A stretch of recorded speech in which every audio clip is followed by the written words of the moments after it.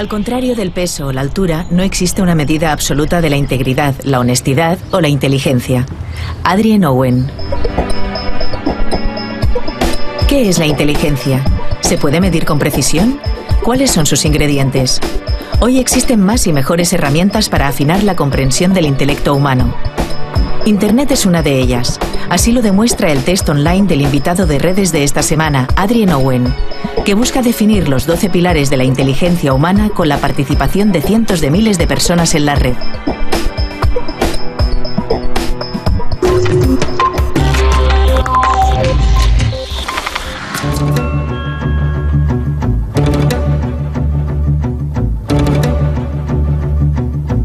Hemos venido a Cambridge, en Gran Bretaña, para entrevistar a Adrian Owen, un neurocientífico que junto con un equipo de otros científicos está aplicando a más de 100.000 personas de este país un test, una prueba para saber si una persona es o no es inteligente.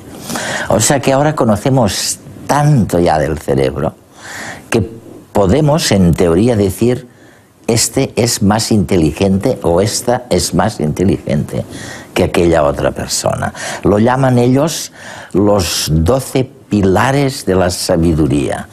Y claro, un poco enfurruñados los demás neurólogos que habían trabajado, algunos de ellos, muchos años, con cocientes o coeficientes específicos como el IQ, se están preguntando si detrás de todo esto sigue habiendo un misterio o la ciencia. Es maravilloso pensar, Adrián, que en realidad conocemos tanto sobre el cerebro, o que empezamos a saber tanto o algo sobre el cerebro, que nos permite ahora imaginar por qué una persona es inteligente. ¿Es verdad? Es decir, ¿es eso lo que buscáis? Sí. Esta es una de las cosas que han cambiado en la neurociencia en los últimos 20 años. Ahora somos capaces de mirar dentro del cerebro con muchos instrumentos sofisticados, como la resonancia magnética o la tomografía por emisión de positrones, lo que nos ha permitido comprender mucho más acerca de no solo qué podemos hacer con el cerebro, sino también cómo es posible que nuestro cerebro nos permita hacerlo. Así que creo que es un buen momento para volver a plantear cuestiones como la inteligencia o qué nos hace inteligentes, porque sabemos mucho más sobre el cerebro. Hablemos ahora de los 12 pilares, lo que llamáis los 12 pilares de la sabiduría. Debo decir que algunos de estos 12 pilares me sorprendieron. Es curioso ver, por ejemplo, que medís la visión rotatoria, es decir, por aquí tienes un gráfico magnífico en el que debes imaginar cómo debería girar el primer gráfico para convertirse en el segundo. Lo que sugieres es que alguna gente lo hace mejor que otra. Lo que estás sugiriendo es que unos son mejores. Sí, así es. Hay algunos ejemplos muy buenos en el mundo real. Probablemente todos conocemos a alguien que, si intenta leer un mapa y entender en qué punto de la calle se encuentra, optará por girar el mapa. Y yo lo hago. En lugar de hacer la rotación mentalmente, ¿verdad? Y otras personas parecen perfectamente capaces de imaginar el mapa en distintas orientaciones. De modo que, claramente, esto es algo en lo que algunas personas son mejores que otras. Pero eso por sí solo no significa que estas personas sean más inteligentes, porque puede haber otros aspectos de la función cognitiva en los que los buenos lectores de mapas son malos. Quizá esas personas tienen una memoria horrible, así que se trata solo de una de las muchas funciones que ahora podemos evaluar. Y sabemos bastante acerca de qué partes del cerebro permiten que estas personas sean buenas, y eso es lo que realmente nos interesa. ¿Y qué partes del cerebro permiten esta rotación? Se encuentra justo en la parte posterior y se llama el córtex parietal. Y es un área muy extensa del cerebro. Se encuentra justo entre las áreas visuales, las áreas que dan sentido a toda la información visual que llega a través de los ojos, y las áreas frontales del cerebro, que sabemos que son importantes para la resolución de problemas complejos y este tipo de procesos de toma de decisiones. Se llama córtex parietal y sabemos que es verdaderamente importante para dar sentido al mundo. ¿Qué es la inteligencia y qué nos hace inteligentes? Es aún un gran misterio. Por comparación, todos tenemos claro que hay personas más inteligentes que otras, como las hay más honestas o íntegras. Sin embargo, la naturaleza elusiva de la inteligencia sigue impidiendo que se pueda medir con precisión. Los test y coeficientes de inteligencia lo intentan, y lo novedoso del actual es que, gracias a Internet, todos podemos ser voluntarios en este estudio llevado a cabo por el equipo de Adrian Owen, de la Universidad de Cambridge. Hasta el momento ya han participado más de 650.000 personas, y cuanto más lo hagan, más fiables serán sus conclusiones a la hora de definir cuáles son las capacidades normales de nuestra inteligencia. Hasta el momento lo que sabemos de ella lo hemos conocido en su mayoría observando lo que no funciona, por ejemplo con pacientes que han sufrido algún daño cerebral, y cuya comparación con lo normal nos ha permitido inferir el funcionamiento de la zona dañada. Un estudio fundamental que cada vez es más preciso gracias a las nuevas técnicas de neuroimagen. Lo que Owen aporta ahora con estos test es cubrir el mayor rango de habilidades cognitivas que pueden contribuir a lo que se entiende por inteligencia, y además, gracias a la neuroimagen, se están ubicando estas capacidades en nuestra estructura cerebral.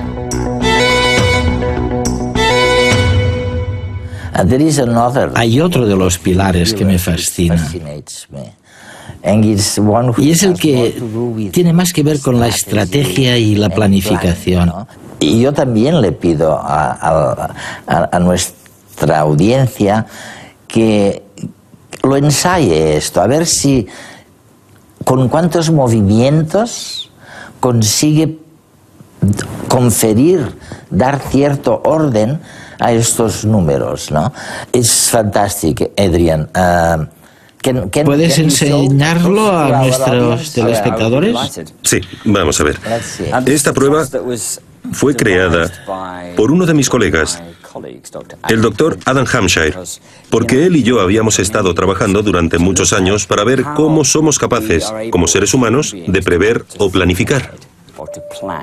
Uno de los grandes logros, una de esas cosas que nosotros podemos hacer y que la mayor parte del resto de animales no... Es prever. Es prever, hacer planes cognitivos, ver en el futuro y adaptar nuestro comportamiento actual según lo que creemos que serán las consecuencias de ese comportamiento. Predecir, porque en realidad para predecir, probablemente corrígeme si me equivoco, debe ser capaz de hacer algo tan difícil como tener una representación mental de lo que va a ocurrir. Exactamente. Sí. Debes saber dónde estoy, dónde quiero estar y cómo llego desde aquí hasta allí. Hasta allí. Eso es. Y hacer que ocurra, por supuesto. Y esta prueba intenta descubrir estas capacidades. Como ves, tienes una serie de bolas de colores en un árbol y debes mover las bolas para intentar completar el plan, para intentar ponerlas en orden. En el orden correcto, sí. Quizá puedes intentarlo. ¿Cuántos movimientos crees tú que tienes que hacer? Hasta ahora no lo he hecho muy bien. Quizá debería dejar que otra persona lo intentara. Sí, creo que deberíamos. Porque ya has realizado... Ya he realizado 4 movimientos. Sí, 4 movimientos. Y una persona muy inteligente, según he leído en tus libros, puede hacerlo con solo 4 movimientos. Sí. 8 creo. Bueno, depende de la dificultad del problema. Una de las cosas que intentamos hacer con todas estas pruebas es presentar las pruebas en distintos niveles de dificultad. Así, cada uno puede averiguar a qué nivel puede generar una solución. Pero aquí tú dices que una persona muy inteligente puede hacerlo con 6 movimientos. Sí, sí, sí. De las 100.000 personas que lo han intentado, ¿cuántas crees que podrían ordenarlo? Que pudieron hacerlo, poner orden en la tabla con un máximo de 6 movimientos. Esa es una pregunta muy interesante y todavía desconocemos la respuesta. Uno de los motivos por los que colgamos todas estas pruebas en Internet y las pusimos a disposición del público es que de este modo podemos descubrir qué es lo que pueden hacer. Porque en realidad, hasta ahora solo sabemos lo que puede hacer la gente que ha acudido a laboratorios psicológicos, la gente que ha realizado pruebas formales de cociente intelectual.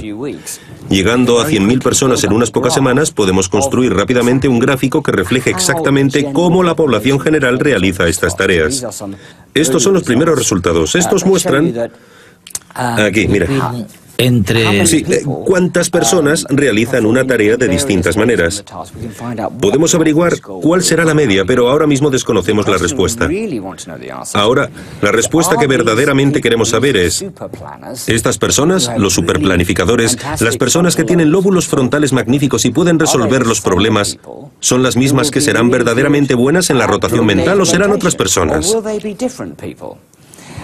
Y esa es una de las principales cuestiones acerca de la inteligencia. ¿Es verdad que algunas personas son sencillamente más inteligentes en todo que otras personas o tenemos estas islas de capacidades mentales que están relacionadas con la función cerebral? Constituida por múltiples capacidades, la inteligencia es la facultad de aprender, comprender y abstraer conceptos para aplicarlos luego a la resolución de problemas. Los test de Adrien Owen analizan varias de estas habilidades y en redes vamos a mostrar la aplicación cotidiana de algunos de ellos. En este que ven, primero hay que marcar todas las casillas y después recordar cuáles de ellas no estaban iluminadas.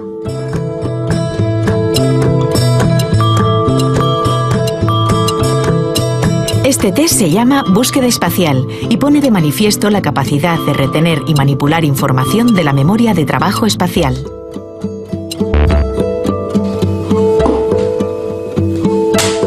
¿Qué? ¿Otra vez has olvidado dónde dejaste las llaves del coche?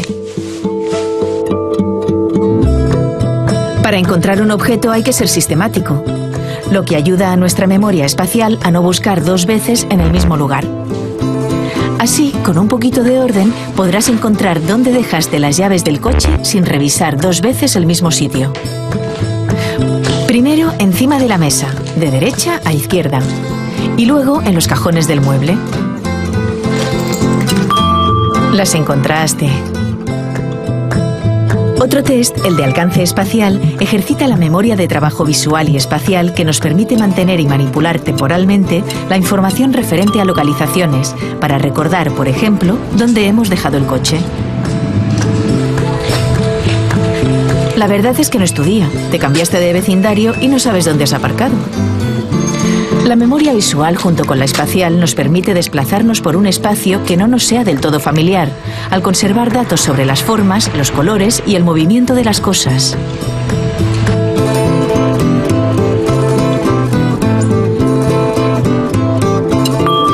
Ah, ahí está.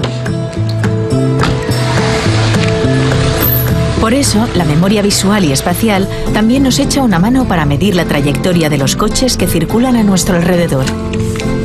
En nuestro día a día recurrimos a los diversos pilares de la inteligencia para todas nuestras acciones. El razonamiento gramatical, que mide este test, lo utilizamos cada vez que el cerebro valora las relaciones entre las diversas palabras, basándose en las deducciones extraídas de cada afirmación gramatical. Incluso para interpretar qué nos quiere decir esa señal de tráfico, prohibido del 1 al 15, y deducir según el día en que estemos si podemos aparcar sin problema. Y ahora sitúas estas 12 áreas en el cerebro. Digamos los 12 pilares. Digamos que puedes situar los 12 pilares en distintas áreas del cerebro. ¿Es así? Sí. Así es, no es que haya 12 áreas distintas en el cerebro, sino que hay 12 pruebas distintas que requieren una intervención distinta por parte de diferentes áreas del cerebro. obviamente se solapan. Tenemos varias pruebas de la función del lóbulo frontal, porque la función del lóbulo frontal es muy interesante. Y parece que es muy importante para hacer que algunas personas parezcan más inteligentes que otras. Pero también tenemos varias pruebas de la función del lóbulo parietal situado en la parte posterior del cerebro. Escucha, Adrián, hay una cosa que si pensamos en el tema sobre el que trata tu investigación, una de tus principales ramas es buscar los efectos de la lesión cerebral, el impacto, ¿no? ¿Qué novedades nos puedes contar sobre esto, sobre el impacto? Estas cosas están estrechamente relacionadas. Solo podemos entender lo que ocurre en el cerebro después de una lesión si sabemos cómo funciona el cerebro en un estado sano. Así, uno de los objetivos de esta investigación es intentar definir con más exactitud de qué es capaz la población general, cómo se representan las distintas funciones mentales en el cerebro. Y entonces será posible visitar a un paciente, por ejemplo, que haya sufrido un accidente y padezca un tipo concreto de problema. Quizás es alguien que ya no puede hacer planes, que no puede planificar su vida. Y nosotros podremos identificar, o eso espero, el punto del cerebro en el que se ha producido la lesión, el tipo de discapacidad que muestra con algunas de estas pruebas. Si tomamos el ejemplo de alguien que haya sufrido una lesión cerebral grave, si quieres mejorar su rendimiento en las cosas que no le salen bien, tiene sentido dirigirse a los problemas específicos que tiene. Identificar los problemas. Quizás es la memoria. Quizás es la concentración. Quizás es la rotación mental. Y centrar la rehabilitación en esas áreas. Y eso solo lo podemos hacer, o lo podemos hacer de una manera más eficaz, si sabemos cómo el cerebro realiza esas funciones. Memoria, atención, razonamiento y capacidad de planear el futuro son los aspectos básicos que agrupan las habilidades de nuestra inteligencia, de las cuales nos hacemos más conscientes cada vez que nos fallan. Por ejemplo, si no obtenemos una buena puntuación en el test de las rotaciones, que mide nuestra capacidad de imaginar el movimiento en el espacio, seguro que te perderás al interpretar un plano. Porque ser capaz de ver las cosas bajo una perspectiva distinta es vital, y si tienes que girar el mapa para comprender dónde te encuentras y dónde está la calle a la que te diriges, esta no es una de tus mejores cualidades. Pero no te preocupes, vuelta más o vuelta menos, llegarás a casa de tu amiga. Ahora solo tienes que utilizar la memoria de trabajo de alcance numérico, como en el test que vemos, en el que has de recordar la secuencia de números.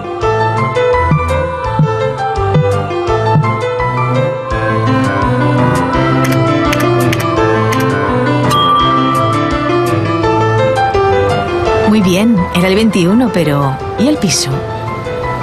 ¿No te acuerdas? ¿Era el segundo primera o el primero segunda? Ya empezamos de nuevo. Como no te apuntaste la dirección, ya se te ha olvidado. Tu memoria de trabajo te está jugando de nuevo una mala pasada. Probaremos a suertes. Hola, soy yo. ¡Hey, Paco! Y es que hasta la cosa más trivial implica el uso de la inteligencia. El siguiente test, aprendizaje de pares asociados, mide nuestra habilidad para recordar dos cualidades.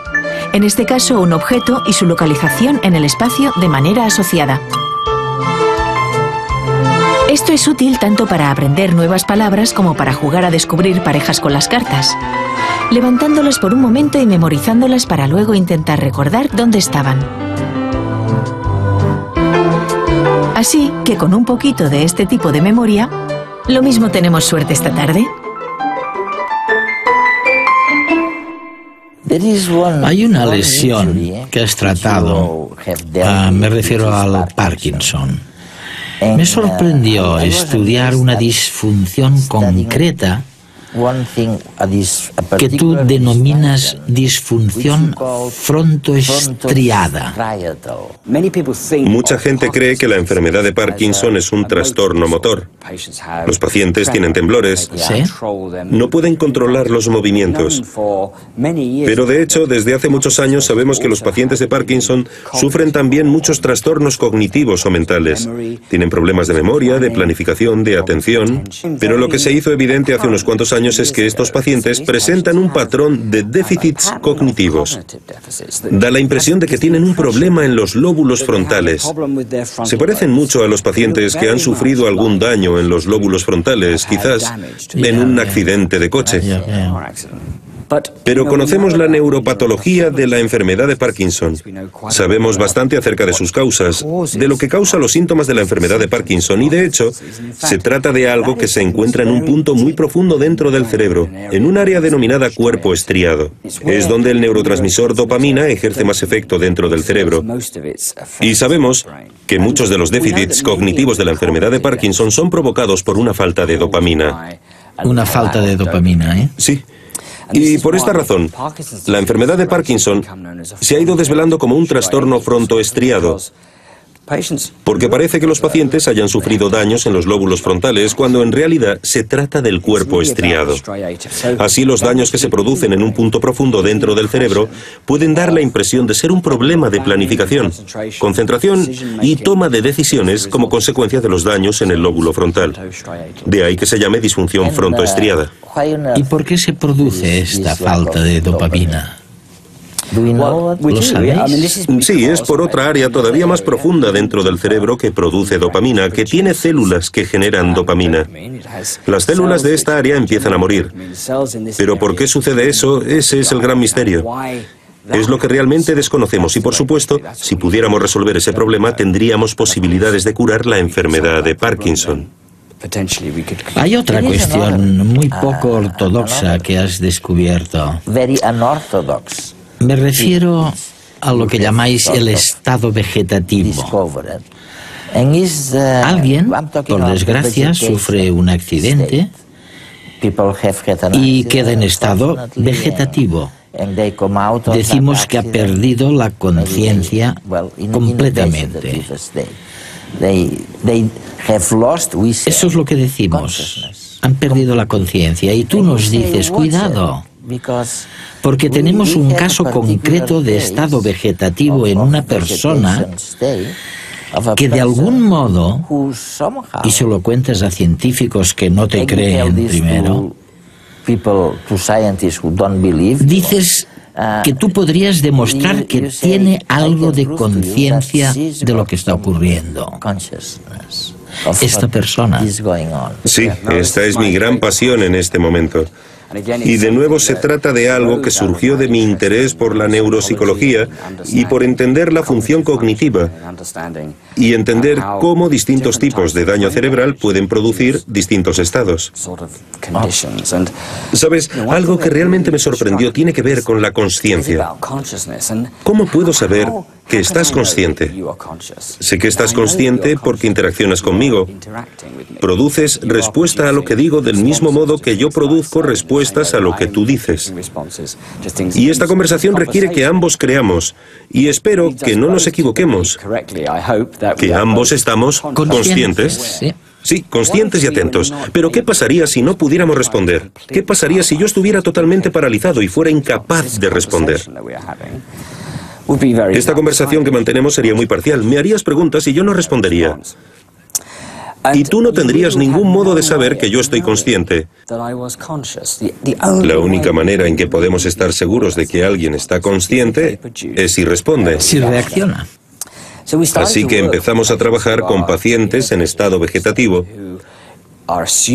que se supone que están inconscientes. Ahora ya hace unos años. Y gradualmente, mediante exploraciones en el cerebro, empezamos a observar signos de función cognitiva en algunos de estos pacientes. Y eso me hizo pensar que quizás en algunos de estos casos, el problema no es que estén inconscientes, sino que son incapaces de decirnos que están conscientes. Así que desarrollamos un método de exploración cerebral en el que haríamos que nuestro paciente generara una respuesta cerebral.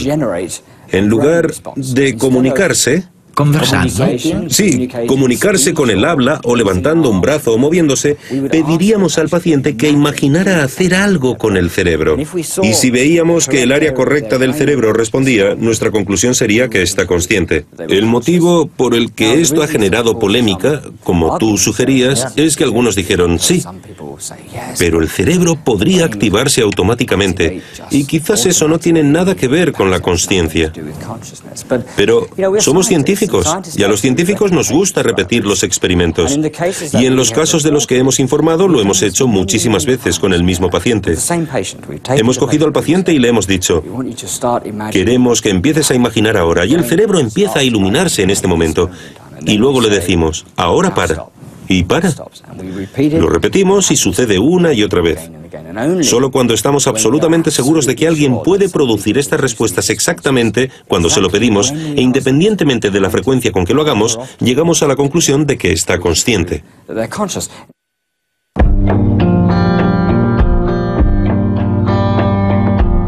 Realmente lo que me fascina de lo que está haciendo este equipo aquí en Cambridge es que ellos están transformando el enfoque de la neurología, que ha pasado de un enfoque individual del estudio de cada cerebro a un enfoque global, masivo, en donde hacen comprobaciones, en donde hacen pruebas aplicadas a centenares de miles de personas y están sacando, conclusiones que están cambiando nuestra percepción de la inteligencia y del cerebro.